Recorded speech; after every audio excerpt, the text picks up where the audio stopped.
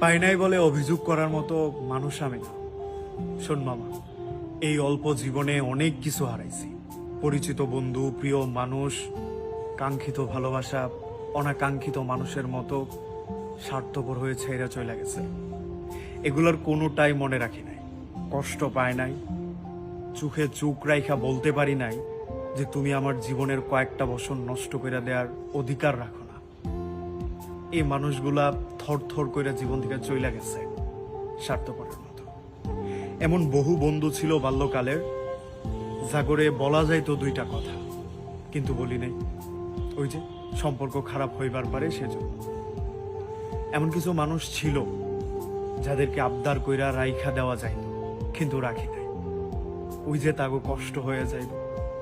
যারাই ছাইরা গেছে জীবনের টুকটাক সম্পর্কে কিংবা বন্ধু হইয়া, তারা কেউই স্বার্থের বাইরে গিয়ে আমারে ভালোবাসবার পারে নাই।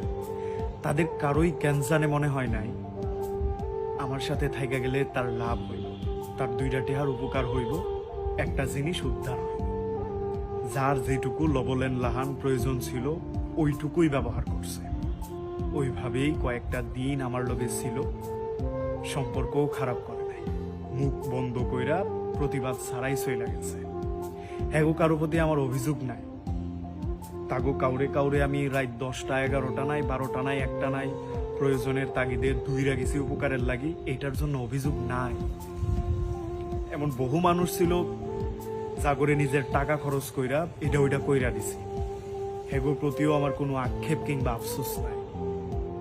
বরং এইটাই বলার চেষ্টা করি, মালিক যা দিছে কপালে তা ভালোর জন্য গেছে।